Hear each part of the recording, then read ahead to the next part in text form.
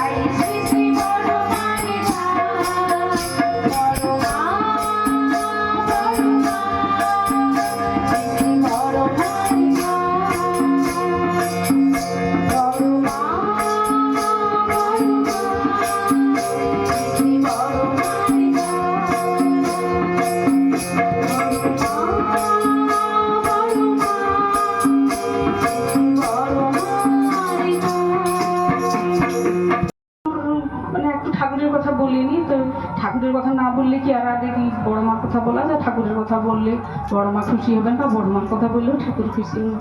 একটু ঠাকুরের কথা বলে নি। আগের মা বললেন না যে দীক্ষা সবাই নাও।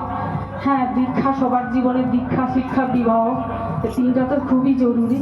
তো দীক্ষা তো নিতেই হবে। দীক্ষা তো নিলে শুধু হয় না। তো যেমন আচার্যদেব বলেন না, পাখা ধরিয়ে দিলে, পাখাকে হাতে ধরে থাকলে কি হাওয়া পাওয়া যাবে? পাখার যেটা কাজ তাকে সেভাবে করতে হবে। তো পাখাটাকে নাড়ালে তবে তো হাওয়াটা হবে। সেরকম দীক্ষাটা নিলে যা যা করণীয় তাই করতে হবে। অনেকে বলেন না, অনেকে বলতেছিল, বহু লোকে বলতেছিল যে এই দীক্ষা নিয়ে আর কি হয়েছে?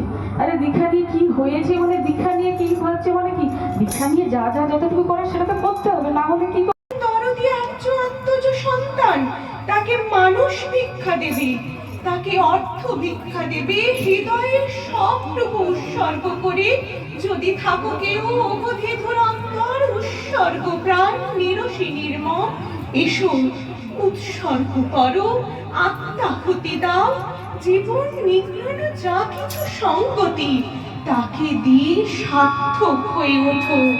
নিজেকে বাঁচাও, মানুষকে বাঁচাও, কৃষ্ণকে বাঁচাও আর বাঁচাও দুর্দশা দলিত মহা ঐশ্বর্যশালিনী আর্য স্তন্যদায়িনী পরম পবিত্রা মাতা ভিকারিণী ভারতবর্ষকে।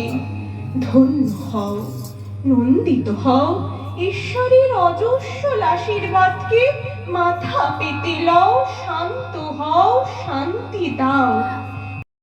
সবাইকে আমি জয় মা প্রণামী। আজকে আমরা শান্তিদার বাড়িতে মাতৃ সম্মেলন করতে এসেছি। অনেক মায়েরা, ছোট ছোট ছেলে মেয়েরা এসেছে। এদেরকে এখন থেকে এগুলো জানিয়ে দেওয়া দরকার, এটা আচার্যদেব বলছে। এখন থেকে এদেরকে মাথায় ঠাকুর ঢুকিয়ে দিতে হবে, ঠাকুর ঠাকুর ঠাকুর, অন্য কিছু নয়। মায়েরা খুব সুন্দর করে তো বললেন, সব শুনবে, এই যা যা যা শুনে যাচ্ছে সেগুলো পালন করবে, তাহলে তোমার জীবন ধন্য তো হবে, সার্থক হবে এবং তুমি সুরক্ষিত থাকবে। যদি না তা করো, নিজের মতো চলো, তাহলে যে কোনো সময় তুমি অসুরক্ষিত এবং যে কোনো সময় তুমি পড়ে যাবে। আর আমাদের ধ্বংস হতে বেশি সময় লাগে না।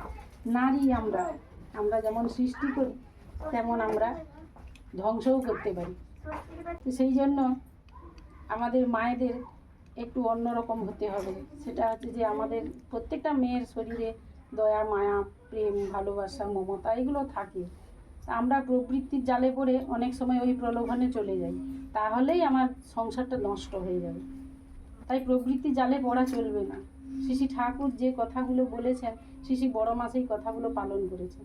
আজকে দেখার বিষয়, শ্রী ঠাকুর শ্রী বড় মাকে যে বিয়ে করেছেন, দেখা গেছে যে শ্রী বড় মা নিজের আরাম আয়াস, খাওয়া দাওয়া, ঘুম কোনো কিছুর দিকে তার লক্ষ্য থাকতো না, ঠাকুরের দিকে লক্ষ্য থাকতো। কেন? তিনি ঠাকুরকে ভালোবাসেন আর ঠাকুরকে শ্রদ্ধা করেন, ঠাকুরকে ঠাকুর বলেই মানেন। তাহলে স্বামীকে ঠাকুর বলে মানাটা অত সহজ কথা না, কিন্তু তিনি মেনেছিলেন। তাই তার যা কিছু দরকার, বড় মা সবাইকে বড় ঘরে থাকতে দিতেন, নিজে থাকতেন একটা ছোট্ট ঘরে। কিন্তু সেই ঘরটা যারা যারা দেখেছে তারা বলে যে মানে ছবি যারা ডেকোরেটিং করে বা যারা সাজায়, যত বড় অত সুন্দর করে সাজাতে পারবে না। তার সেই ছোট ছোট কৌটা হাঁড়ি গুঁড়ি দিয়ে এত সুন্দর করে তিনি সাজিয়ে রাখতেন।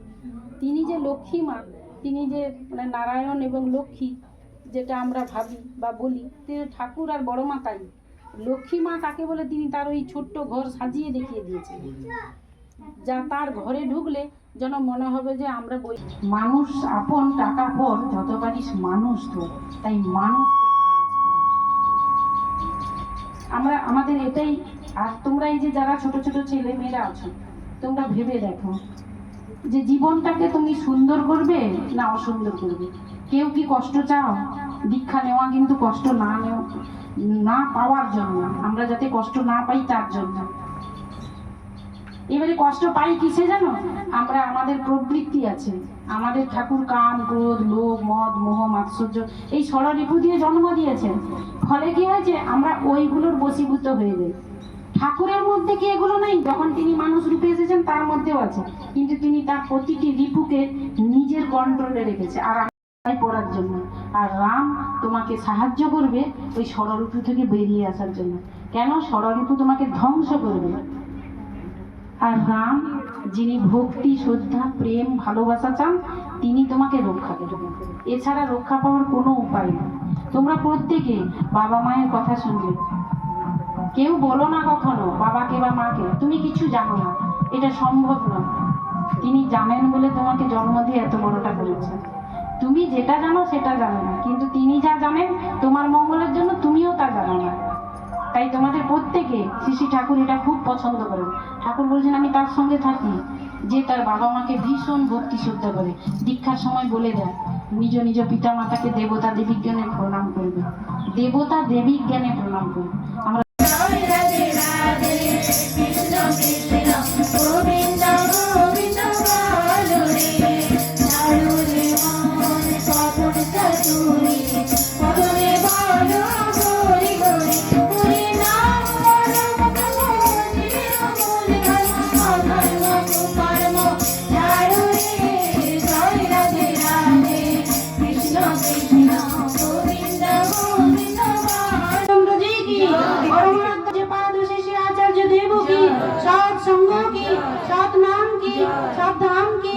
বন্দে